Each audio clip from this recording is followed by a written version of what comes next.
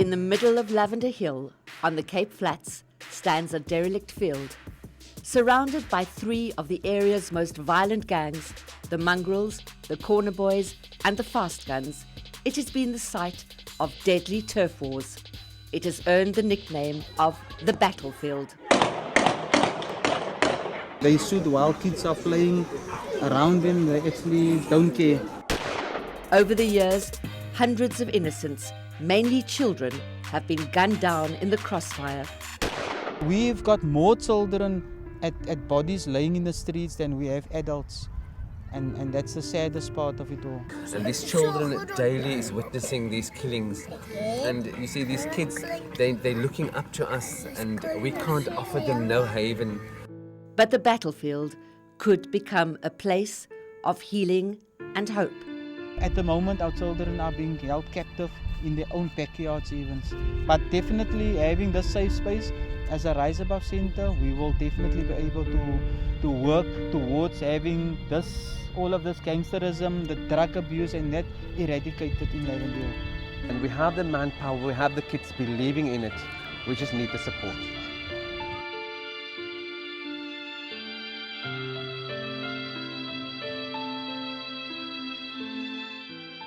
I'm standing in Bloat Street, Lavender Hill. You spell it B-L-O-D-E, but it might just as well be called Bloedstraat, because these streets are steeped in the blood of the community and especially the children.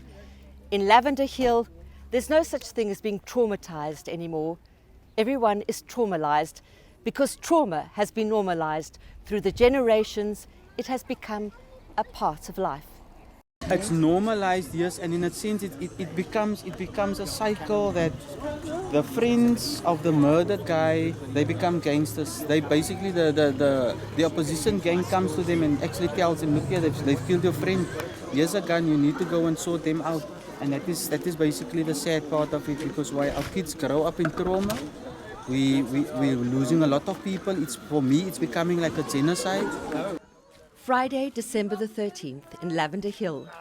The night before, two young men had been gunned down, 21-year-old Keegan Timmy and 20-year-old Lincoln Gates.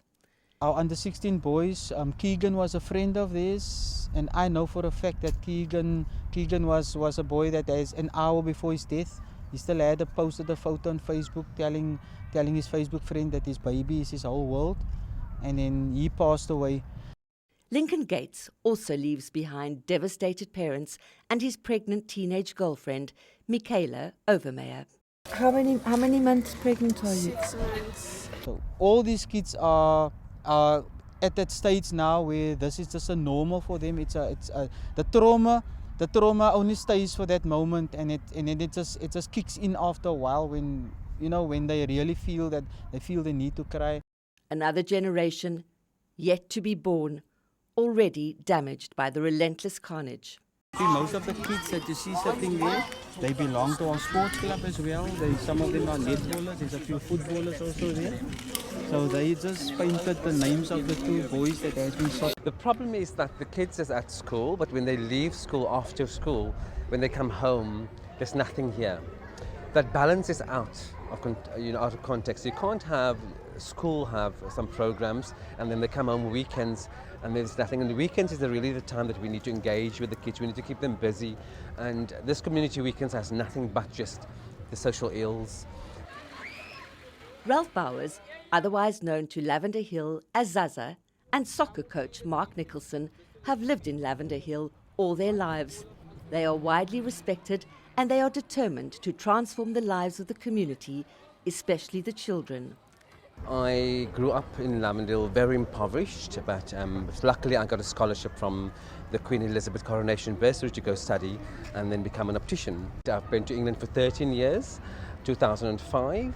When I came back, there was nothing in place for the youth. Now there's absolutely nothing but just pain. I'm a priest in a New Apostolic Church. I came from a life of drugs. In 2000, Mark turned his life around. He became a soccer coach and established the Lavender Hill Sports Club. We started with the nephews and the nieces. We played soccer on the very field. There was nothing here. Mr. Nicholson has a sports club and he's got over 200 of these youngsters registered, giving them an opportunity, an alternative like soccer and the netball and the longboard. And then we have boxing and we have ballet and we have drumline. We have no support to keep those kids safe and to give them an alternative.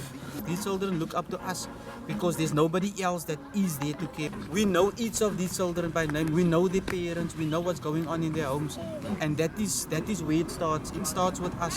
Now it's more about the safe space, because you can give them all the basic needs that you can offer them, but tomorrow they're going to still be in the same square.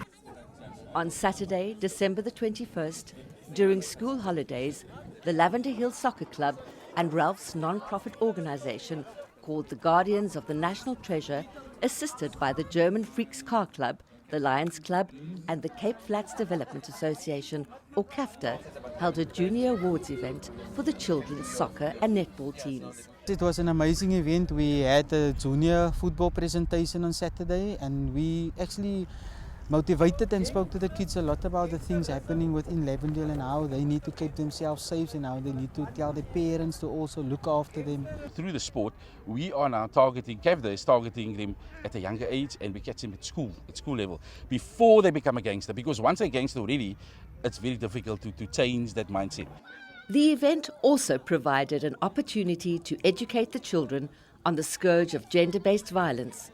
But because it was too dangerous to be held outdoors in Lavender Hill, it took place several kilometres away in Zandvlei in Muizenberg.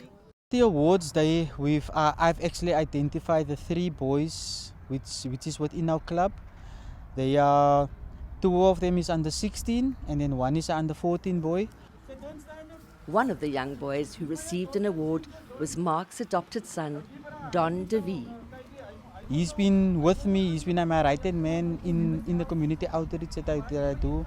He's the one making the party packs, he's the one dishing out the soup to the kids, you know. He's always there when I need him, and I need to acknowledge them also as to what they're doing, because I can already see that they are the future of the Lavender Hill Sports Club. When we acknowledge them, then we actually motivate the others to do better, and that is our purpose here. We want these kids to be the best that they can be. But the under-16 team could not attend because they had to go to the funeral of Keegan Timmy, killed the week before.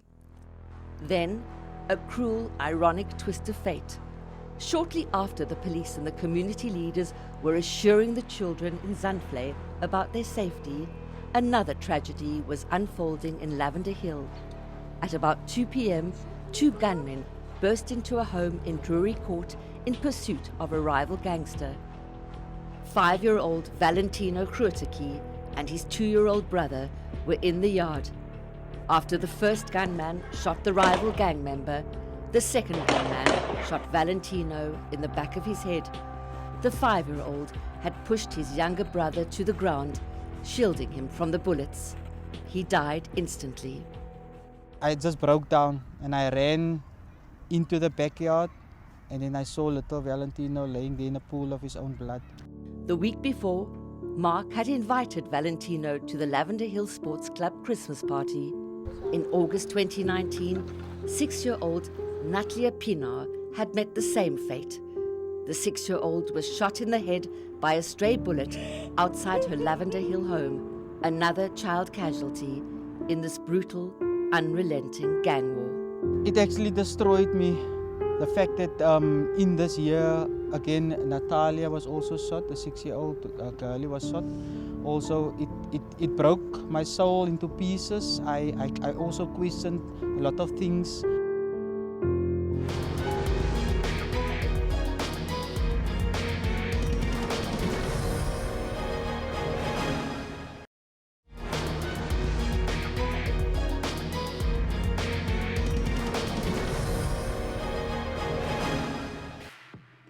Five-year-old Valentino Kruiteke was killed on the day that assassinated hard-living gang leader Rashid Stachy received a hero send-off. Stachy was one of the last remaining gang bosses of his generation. By his own admission, he had been one of the main culprits responsible for flooding the Cape Flats with drugs and violence. devastating a generation already dispossessed by the forced removals of apartheid and potentially destroying generations to come. At this time, we are now dealing with the third generation of gangsterism. We did the grandfather 30 years ago, 20 years ago it was the dad, and now we have the 15-year-old. We visited Valentino's parents, Romana Grooteki and Patrick Kotzer, their 2-year-old son and their baby. What went through your mind when you heard the gunshots and you saw your son? It made me mad. It made me so crazy about it. I felt like I couldn't go after them.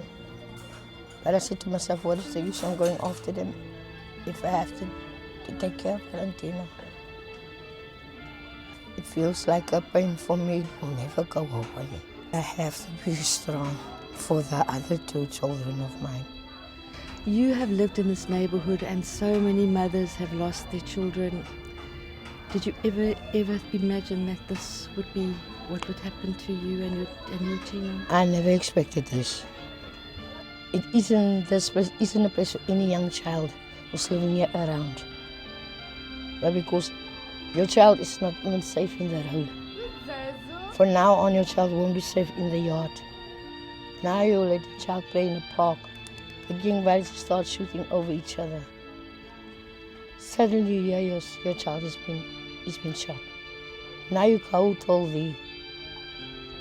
You never had a chance to talk to your son or to your daughter. To say the final goodbye. The time you came there, your son is gone or your daughter is gone. You will never have the chance to say to your child you love them.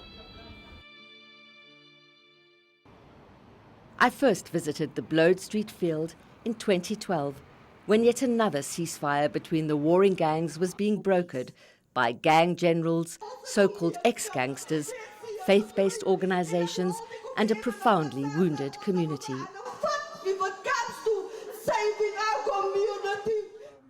In December 2019, I was introduced to Mark and Ralph by Brenton Geach, a photojournalist who for years has been documenting struggling Cape Flats communities.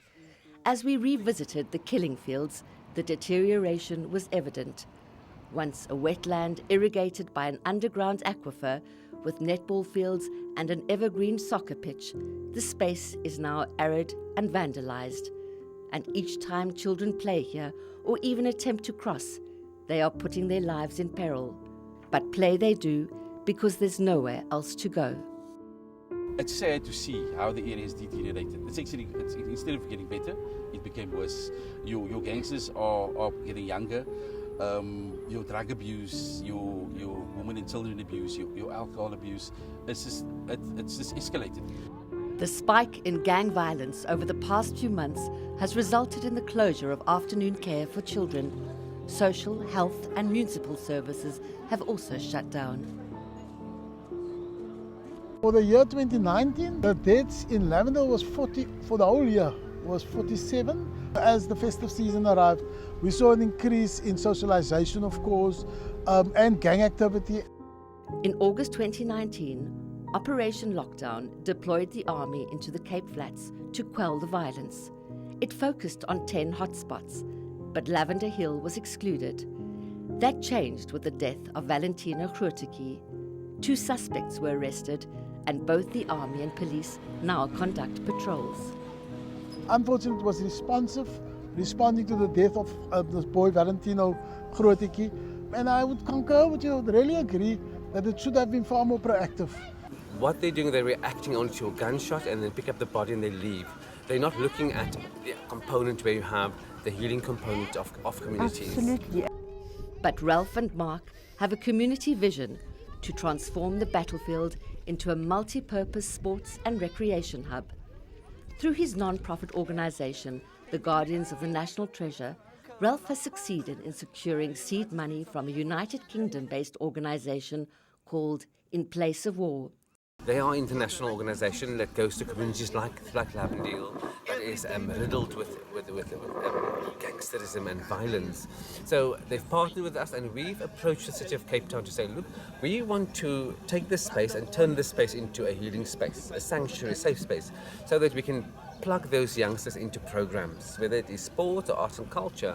If this field is enclosed and we have got the enclosed space that we can work with, then we will be able to guide these children, to motivate them. We will work in a 5-year plan so that we know in the next 5 years these kids wouldn't even think of belonging or wanting to be part of a gang. We've been liaising with the community, so we've been setting up a community organisation with different members of the community along with In Place of War that can be the guardian of the new space. We've been working with architects to design amazing plans for this really incredible space, and the idea of the space is that it will be a music studio, it will be a sports centre, it will have a massive performance space, it will have storage space for all of the sports equipment that's being used. The space will be closed, then we have 2 big soccer fields, we'll have the youth cafe, we'll offer space for Mr. Nicholson and space where you can store the equipment. We would like to have then the community police forum. Their whole office is based on the premises, so the community can go to the offices and seek assistance. We've also fundraised, so we've got money to support we've got funding to support the build of the space. And we're also trying to work with the local Cape Town government to have permission to build the space, and that's where we're at the moment. The field is owned by the City of Cape Town, but the custodian of city land is the Property Management Department, and the land ultimately falls both under the city's Department of Sports and Recreation and the province's Department of Cultural Affairs and Sport. I hope the city can come to the table and say, let's look at what you have, let's put things in place for you, for these children, so that we can have a better 9-year-old when he's 18, 10 years down the line. There's a boarded support planned with the city, partnering with us. So I hope for that, because obviously without the city this will be a difficult and tough call, but together we can make it better. Ralph says the project was first presented to the city about 18 months ago, but since then there has been no progress. What has prevented the city from just getting the ball rolling? I just don't know. We're hoping that we had a meeting with the city, Sub-Council 18, we had a meeting with the mayoral committee, and they're still deciding on what the outcome would be. In the meantime, our children is dying, our children is being shot, so it's very difficult for us and we don't know where this is going.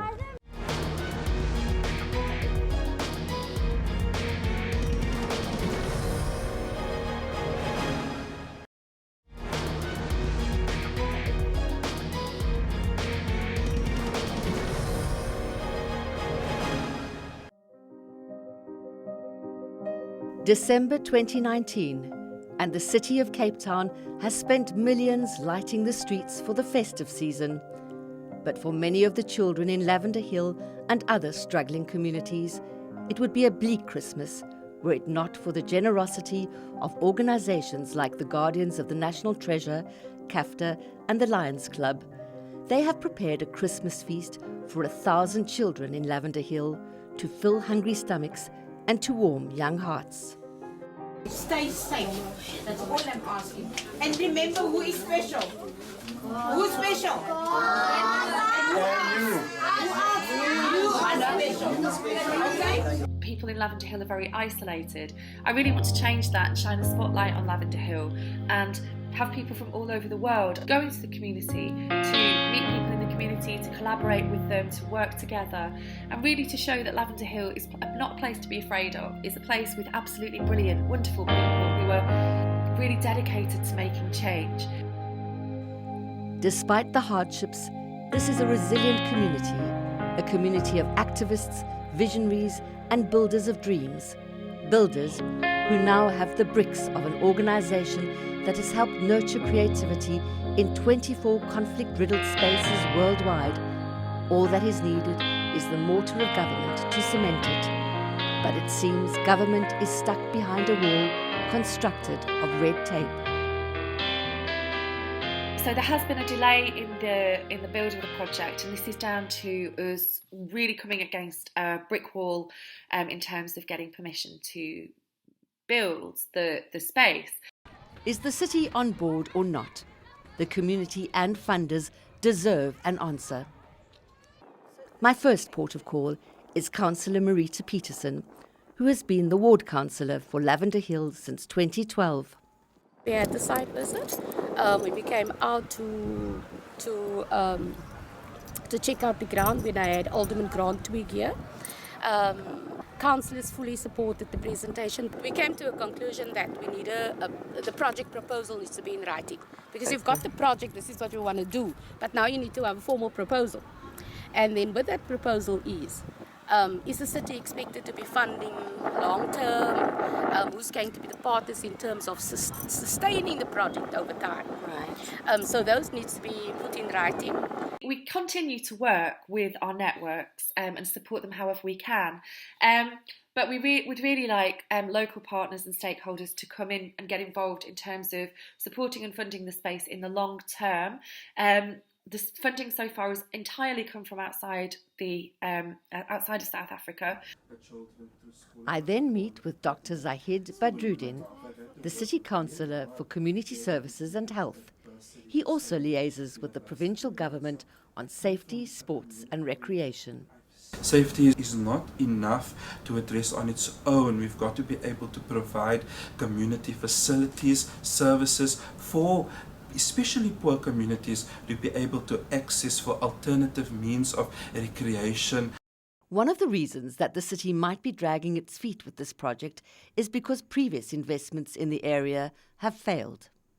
The Sea Winds Park, where we've invested 7.6 million rand in a smart park that was basically stripped of all of its assets in under 1.5 years. The problem there is that you cannot build a house and there's nobody to move into the house. There was no clubs. There was nothing existing to say they're going to go move in there and occupy the space and manage the space. We now have 12 soccer clubs. We have about 9 netball teams. We have ballet, we have drumline, we have the boxing. We have those clubs already waiting to move into the battlefield Blood Street. I can assure you, with all the members that we have, we're almost 1,000 youth strong in terms of the clubs that we have. We'll be home there, that will be our space where we operate from. That's where we will be strategizing and meeting to empower our youth. So there is an option that we're exploring, which is about actually buying a space in Lavender Hill, an existing building that we can repurpose as a cultural space, as a kind of interim solution.